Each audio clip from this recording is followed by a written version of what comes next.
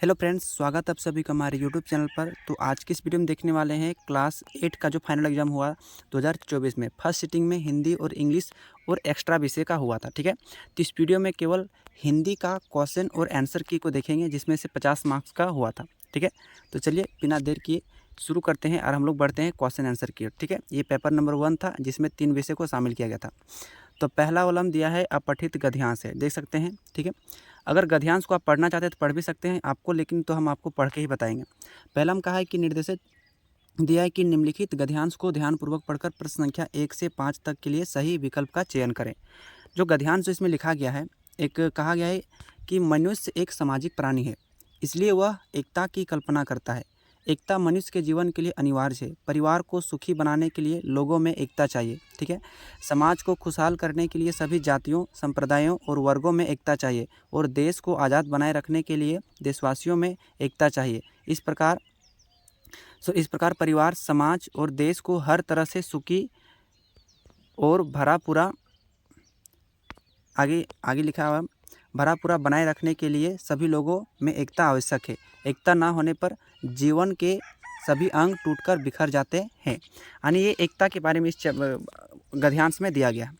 पहला सवाल पूछा गया आप लोग का था कि मनुष्य कैसा प्राणी है। आपके पास 4 ऑप्शन है। पहला है कि सामाजिक प्राणी है, दूसरा असामाजिक प्राणी, तीसरा है हिंसक समाजी है, चौथा या असभ्य प्राणी। तो इस चैप्टर में सामाजिक के बारे में बात कहा गया है, तो इसका राइट आंसर हो जाएगा ऑप्शन नंबर 1 सामाजिक प्राणी है। तो मनुष्य एक सामाजिक प्राणी है। इसमें दूसरा क्वेश्चन पूछा गया था कि मनुष्य जीवन के लिए क्या अनिवार्य है। तो पहला ऑप्शन है परिवार, दूसरा ऑप्शन है एकता, तीसरा ऑप्शन है समाज, चौथा ऑप्शन है संप्रदाय। तो मनुष्य जीवन के लिए क्या जरूरी है? एकता बहुत जरूरी है। तो आपका राइट आंसर हो जाएगा ऑप्शन नंबर 2। ठीक है, तीसरा क्वेश्चन पूछा गया था कि समाज को खुशहाल बनाने के लिए किनमें एकता होनी चाहिए। पहला ऑप्शन है जातियों में, चौथा ऑप्शन है संप्रदायों में, माफ़ कीजिएगा दूसरा ऑप्शन, तीसरा ऑप्शन है वर्गों में, चौथा ऑप्शन है इनमें से सभी। तो देखो, समाज को खुशहाल बनाने के लिए इनमें से सभी यानी संप्रदायों में, जातियों में और वर्गों में सभी में एकता होना जरूरी है। यानी इसका सही आंसर हो जाएगा ऑप्शन नंबर 4 इनमें से सभी। नेक्स्ट चौथा नंबर क्वेश्चन था कि एकता ना होने पर किसके अंग टूटकर बिखर जाते हैं। तो एकता ना होने पर किसके अंग टूटकर बिखर जाते हैं। पहला ऑप्शन दिया है शरीर का, दूसरा ऑप्शन है परिवार का, तीसरा ऑप्शन है देश का, चौथा ऑप्शन है जीवन का। तो एकता ना होने पर किसके अंग टूटकर बिखर जाते हैं? तो जीवन का अंग टूटकर बिखर जाते हैं। ठीक है, पांचवा प्रश्न इसमें दिया गया था कि प्रस्तुत गद्यांश का उपयुक्त शीर्षक क्या होगा। मतलब ये जो गद्यांश दिया गया था इसका एक शीर्षक का मतलब एक चैप्टर का नाम क्या हो सकता है। तो देखिए, पहला ऑप्शन है एकता का महत्व, दूसरा ऑप्शन है मानव और समाज, तीसरा ऑप्शन है मानव अखंडता, चौथा ऑप्शन है मानव संस्कृति। तो इसका शीर्षक हो जाएगा एकता का महत्व। ऑप्शन नंबर 1 आपका सही आंसर हो जाएगा। आगे की ओर हम लोग बढ़ते हैं। आगे भी दिया गया है, पैसेज दिया गया है कि निम्नलिखित काव्यांश को ध्यानपूर्वक पढ़कर प्रश्न संख्या 6 से लेकर 10 के लिए सही विकल्प का चयन करें। इसमें दिया गया है कि मौसम आज पतंगों का है, नभ में राज पतंगों का है, नभ में। ठीक है, इंद्रधनुष के रंगों का है, किसके रंगों का? इंद्रधनुष के रंगों का है। मौसम नई उमंगों का है, निकले सबले डोर पतंगे, उड़ा रहे कर शोर पतंगे, देखो चारों ओर पतंगे। ठीक है, और पूछा है कि इसमें क्वेश्चन छठा नंबर का क्वेश्चन है कि कौन सा मौसम आया है। तो देखिए, पहला ऑप्शन है वसंत का, दूसरा ऑप्शन है शिशिर का, तीसरा ऑप्शन है शरद का, चौथा ऑप्शन है पतंगों का। तो इस काव्यांश के हिसाब से कौन सा मौसम आया है? तो पतंगों का मौसम आया है। ऑप्शन नंबर 4 आपका सही आंसर हो जाएगा। नेक्स्ट में पूछा है कि आकाश में कितने रंगों का पतंग है। आकाश में कितने रंगों का पतंग है? पहला है हरा, दूसरा है लाल, तीसरा है पीला, चौथा है इंद्रधनुषी रंग। तो काव्यांश के हिसाब से आपका राइट आंसर हो जाएगा ऑप्शन नंबर 4 यानी इंद्रधनुषी रंग का। नेक्स्ट 8वां नंबर प्रश्न है कि पतंगों का राज कहाँ है। पहला ऑप्शन है नभ में, दूसरा ऑप्शन है धरती में, तीसरा ऑप्शन है मैदान में, चौथा ऑप्शन है दुकान में। तो पतंगों का राज कहाँ है? तो नभ में है। नभ माने आकाश में है। ठीक है, 9वां प्रश्न है कि पतंगे किस ओर है। देखिए, 9वां प्रश्न पूछा है पतंगे किस ओर है। पहला ऑप्शन है पूरब की ओर, दूसरा ऑप्शन है पश्चिम की ओर, तीसरा ऑप्शन है दक्षिण की ओर, चौथा ऑप्शन है चारों ओर। तो पतंगे चारों ओर है। तो ऑप्शन नंबर 4 आपका राइट आंसर हो जाएगा। 10वां प्रश्न है कि प्रस्तुत काव्यांश का उपयुक्त शीर्षक क्या होगा। पहला ऑप्शन है इंद्रधनुष के रंग, दूसरा ऑप्शन है सुहाना मौसम, तीसरा ऑप्शन है पतंगों का मौसम, चौथा ऑप्शन है रंगों का त्यौहार। तो इसका उपयुक्त शीर्षक जो हो जाएगा पतंगों का मौसम हो जाएगा। ठीक है, नेक्स्ट क्वेश्चन देखते हैं। नेक्स्ट है 11वां नंबर क्वेश्चन कि पराजय शब्द में कौन सा उपसर्ग है। उपसर्ग का मतलब होता है कि सबसे पहले यानी पहले जुड़ने वाला शब्द। तो पराजय का संधि विच्छेद करेंगे तो हो जाएगा परा जोड़ जय। तो इसमें कौन सा उपसर्ग हो जाएगा? परा। क्या हो जाएगा, परा, परा हो जाएगा उपसर्ग, और जे हो जाएगा आपका प्रत्यय हो जाएगा। नेक्स्ट है कि एक प्रत्यय से बना शब्द क्या है। एक प्रत्यय से बना शब्द क्या है। पहला ऑप्शन है ऐतिहासिक, दूसरा ऑप्शन है बढ़िया, बढ़िया लिखा है, तीसरा ऑप्शन है कृपालु, चौथा ऑप्शन है पढ़ाई। तो एक प्रत्यय, प्रत्यय मतलब लास्ट में, तो ऐतिहासिक, देखिए ऐतिहासिक में एक प्रत्यय लगा हुआ है, जो लिखा है ना ऐतिहासिक, तो ये हर्षिकार में हर्षि और क का क, तो ऐतिहासिक हो जाएगा। नेक्स्ट है कि उल्लेख शब्द का सही संधि विच्छेद क्या होगा। जब भी ये डबल अक्षर आता है ना, तो उसमें त संधि विच्छेद में हमेशा होता है, ध्यान से देखना। तो पहला ऑप्शन दिया है उ प्लस लेख, दूसरा ऑप्शन दिया है उत प्लस लेख, तीसरा ऑप्शन दिया है उच्च प्लस लेख, चौथा ऑप्शन है उल प्लस लेख। तो इसका राइट आंसर हो जाएगा ऑप्शन नंबर 2, उत प्लस लेख हो जाएगा उल्लेख का संधि विच्छेद। नेक्स्ट है कि माता पिता किस प्रकार का समास है। 4 को ऑप्शन आपके पास, अविभाव, या दूसरा ऑप्शन है तत्पुरुष, तीसरा ऑप्शन है कर्मधारय, चौथा ऑप्शन है द्वंद्व। देखिए माता पिता में दोनों पद प्रधान है, तो जब दोनों पद प्रधान होता है तो उसे हम लोग द्वंद्व समास करते हैं। ऑप्शन नंबर 4 आपका सही आंसर हो जाएगा। नेक्स्ट 15वां नंबर क्वेश्चन है कि गायक का स्त्रीलिंग रूप क्या होगा। देखिए गायक का स्त्रीलिंग रूप पूछा है। पहला ऑप्शन है गायिका, दूसरा ऑप्शन है गायिकी, तीसरा ऑप्शन है गायिकी, चौथा ऑप्शन है गीतकार। तो गायक का सही स्त्रीलिंग रूप क्या हो जाएगा, गायिका। ऑप्शन नंबर 1 आपका सही आंसर हो जाएगा, ठीक है। नेक्स्ट है कि निम्न में कौन बहुवचन है। बहुवचन मतलब एक से अधिक। पहला ऑप्शन है केला, दूसरा ऑप्शन है कपड़ा, तीसरा ऑप्शन है बच्चे, चौथा ऑप्शन है गमला। तो ये गमला एगो को दर्शाता है, कपड़ा भी एगो दर्शाता है, केला भी एक को दर्शाता है। तो बच्चे, बच्चे एक से क्या होता है, अधिक होता है। तो आपका बहुवचन क्या हो जाएगा, बच्चे। ऑप्शन नंबर 3 आपका राइट आंसर हो जाएगा। नेक्स्ट है कि सही वर्तनी क्या है, मतलब शुद्ध शब्द क्या लिखा है। धर्म, दूसरा ऑप्शन, तीसरा है धर्म, या फिर धर्म, या धम्र हो जाएगा, धम्र पढ़ाएगा। तो आपका राइट आंसर हो जाएगा धर्म आपका सही, ऑप्शन नंबर 2 में सही लिखा है।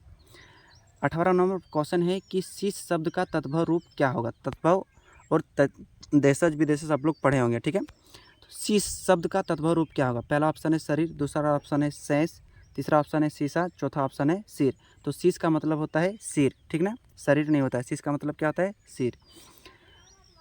नेक्स्ट पूछा गया है कि निम्न में कौन संख्यावाचक विशेषण है। पहला ऑप्शन है मीठा फल, दूसरा है तीसरी मंजिल, तीसरा ऑप्शन है सुगंधित फूल, चौथा ऑप्शन है थोड़ी सब्जी। तो संख्यावाचक मतलब संख्या को दर्शाता है, तो किसमें, तीसरी मंजिल। आपका राइट आंसर हो जाएगा तीसरी मंजिल संख्यावाचक विशेषण है। नेक्स्ट है कि जी तोड़ मेहनत करना मुहावरे का सही अर्थ क्या है। तो पहला ऑप्शन दिया है अथक परिश्रम करना, दूसरा ऑप्शन दिया है घबरा जाना, तीसरा दिया है हार मानना, चौथा दिया है प्रतिष्ठा बढ़ाना। तो जी तोड़ मेहनत करना का मतलब क्या होता है, अथक परिश्रम करना, सही आंसर हो जाएगा। नेक्स्ट क्वेश्चन होगा कि नेक्स्ट क्वेश्चन दिया कि संतोष का विलोम शब्द क्या होगा। आपके पास 4 ऑप्शन है, संतोषी, दूसरा ऑप्शन है असंतोष, तीसरा ऑप्शन है संयम, चौथा ऑप्शन है संक्षिप्त। तो संतोष का विलोम शब्द हो जाएगा असंतोष, जो कि ऑप्शन नंबर 2 में है। नेक्स्ट है कि निम्न में व्यंजन वर्ण कौन है। तो व्यंजन वर्ण आपको पता है क ख ग घ अंगा च छ ज ञ ठ ठ ड इस तरह से ना। तो प फ ब म अंतर स र ल ताली बरसा सब क्या है, व्यंजन वर्ण है। तो पहला ऑप्शन है अ, ये तो स्वर्ण वर्ण है, दूसरा ऑप्शन है ई, ये भी स्वर्ण वर्ण है, तीसरा ऑप्शन है म, ये हो जाएगा व्यंजन वर्ण। तो आपका सही ऑप्शन ऑप्शन 3 नंबर हो जाएगा, ठीक है। ये भी आपका स्वर्ण वर्ण के अंतर्गत आएगा। नेक्स्ट है कि कक्षा में प्रथम आने पर अपने पिता को लिखे गए पत्र के रिक्त स्थान को सही विकल्प द्वारा भरे। इसमें पत्र पूछा गया था, लिखा है कि पूज्य पिताजी, यहाँ फिर दिया है खाली घर। 23वां प्रश्न होगा ना, इसलिए 23 नंबर यहाँ लिख दिया। तो खाली घर में क्या भराएगा, मैं यहाँ कुशल हूँ, मंगल हूँ, कुशल मंगल हूँ, और आशा करता हूँ कि आप सभी कुशल होंगे, ठीक है। आज हमारे विद्यालय की वार्षिक परीक्षा का परिणाम घोषित हुआ, आपको यह जानकर, आगे लिखा है कि हार्दिक, फिर यहाँ पर क्या भराएगा, होगी कि मैंने अपनी कक्षा में प्रथम स्थान प्राप्त किया है। यह आपके आशीर्वाद एवं कुशल मार्गदर्शन के कारण ही संभव हो पाया है। माताजी को मेरा प्रणाम तथा छोटे भाई को प्यार भरा, यहाँ पर खाली कर दिया है, आपका प्रिय पुत्र लक्ष्य कुमार। तो इसमें जो पहला क्वेश्चन दिया है 23वां नंबर का, कि पहला वाला में क्या भरेगा, सादर प्रणाम, नमस्ते, नमस्कार या अभिनंदन। कहाँ पर, यहाँ 23वां वाला, ध्यान से देखिए आप लोग, पूज्य पिताजी। तो पूज्य पिताजी के बाद यहाँ पर क्या भराएगा, तो आपके पास 4 गो ऑप्शन है। तो सादर प्रणाम, तो आपका सही आंसर हो जाएगा, क्योंकि सादर प्रणाम जी, सादर प्रणाम वहाँ पर भराएगा। अगर आप पूछा है कि हार्दिक, ठीक ना, हार्दिक के बाद यहाँ क्या भराएगा, तो देखिए 24वां प्रश्न में आपको जाके देखना पड़ेगा। तो हार्दिक क्या हुआ, प्रसन्नता, प्रसन्नता मतलब बहुत ही खुशी हुई। अगला में कहा गया था कि माता को मेरा प्रणाम तथा छोटे भाई को प्यार भरा। यहाँ पर देखिए, यहाँ पर क्या भराएगा, तो यहाँ ऑप्शन दिया है, छोटे भाई को क्या देना है, तो छोटे भाई को आशीर्वाद देना है, ठीक है, प्यार भरा आशीर्वाद हो जाएगा। अगला प्रश्न इसमें पूछा गया कि इसमें भी पूछा गया था, आपका एक ध्यानपूर्वक पढ़कर प्रश्न संख्या 26 से लेकर 30 तक के लिए सही विकल्प चुने, एक गद्यांश दिया गया था।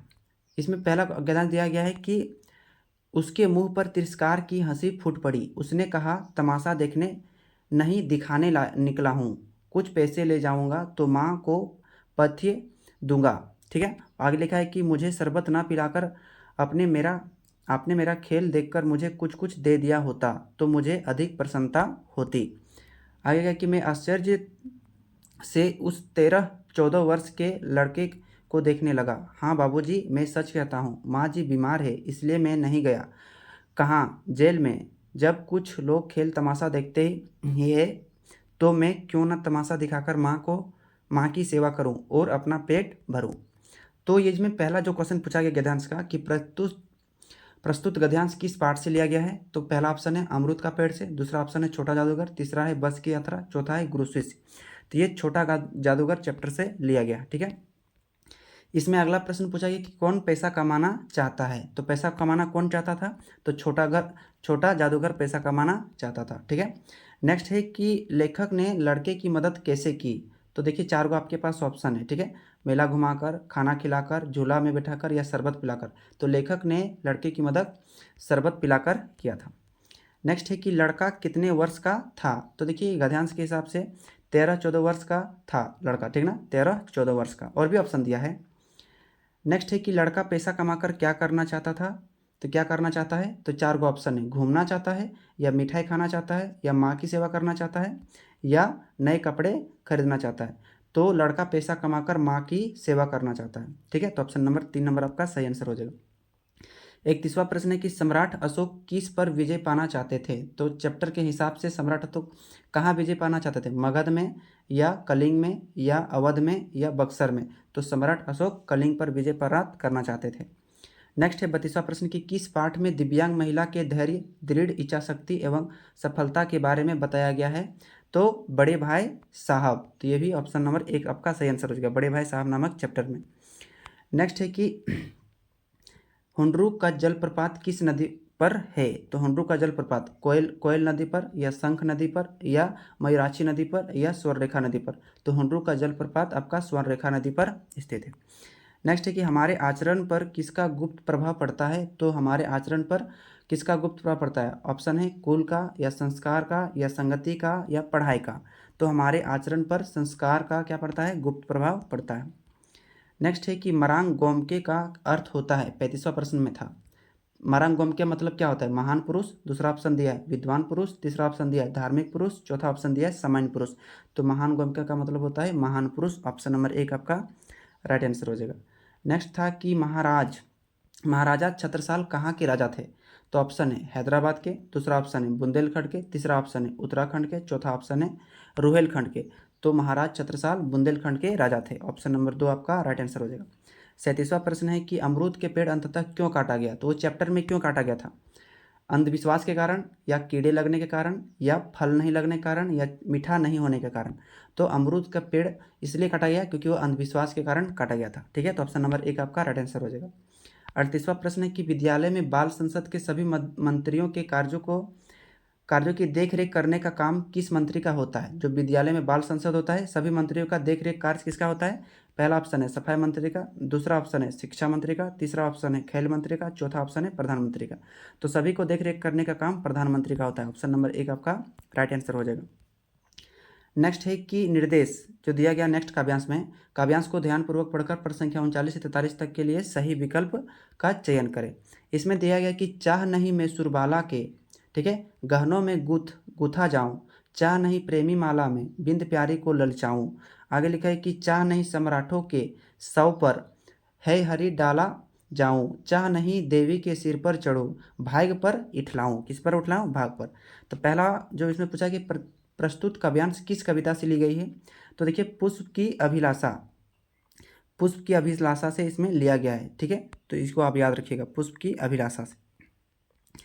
नेक्स्ट है कि प्रस्तुत कविता के कवि कौन है, तो ये जो आपको लिखा है कवि कौन है, तो माखनलाल चतुर्वेदी है, जो कि आपका ऑप्शन नंबर 3 में आपका राइट आंसर हो जाएगा। ठीक है, नेक्स्ट है कि परिमिका को कौन ललचाना नहीं चाहता, तो परिमिका को कौन ललचाना नहीं चाहता, वृक्ष या पुष्प या कली या पत्ता। तो पुष्प ललचाना नहीं चाहता है। ठीक है, नेक्स्ट है 42वां प्रश्न कि पुष्प किसके गहनों के रूप में गूंथा जाना नहीं चाहता है? तो किसके गहनों के रूप में? सुरबाला के गहनों के रूप में गूंथा जाना नहीं चाहता है। तो ऑप्शन नंबर 1 आपका राइट आंसर हो जाएगा। देवी देवता, प्रेमी और सम्राटों के ये नहीं, तो आपका राइट आंसर हो जाएगा ऑप्शन नंबर 1 सुरबाला के गहनों।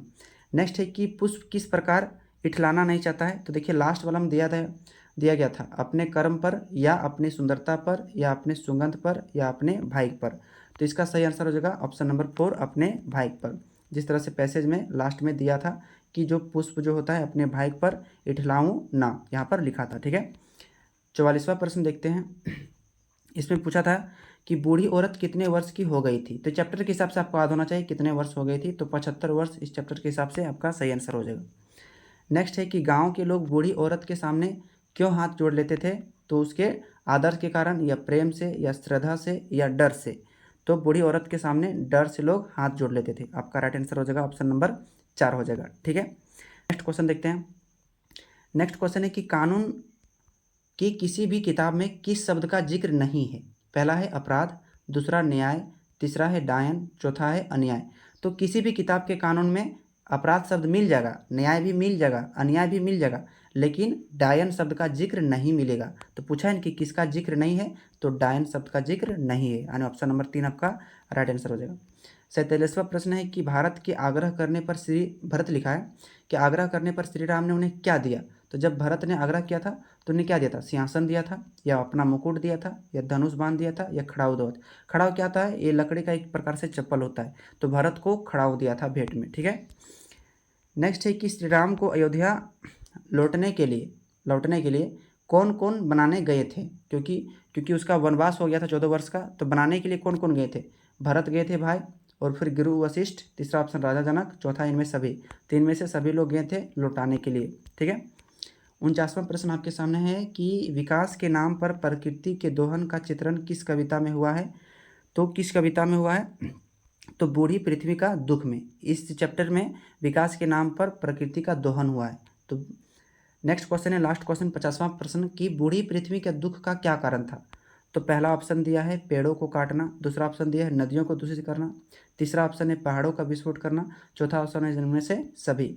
तो बूढ़ी पृथ्वी के दुख का क्या कारण है? इनमें से सभी कारण है। ऑप्शन नंबर 4 आपका राइट आंसर हो जाएगा। ठीक है, तो इस वीडियो में हिंदी का 50 क्वेश्चन आंसर को आप लोग को हम बता देंगे। नेक्स्ट वीडियो में आप लोग को हिंदी का, फिर मैथ का, फिर साइंस का, फिर साइंस का बताऊंगा। अगर वीडियो आपको अच्छा लगा तो एक प्यारा सा आप लोग लाइक कीजिएगा और इस वीडियो को फटाफट अपने दोस्तों के पास भी शेयर कर दीजिए ताकि आपके दोस्त भी क्वेश्चन आंसर मिला लेंगे। चलिए मिलते हैं दूसरे वीडियो के साथ, तब तक के लिए धन्यवाद, अपना ख्याल रखिएगा।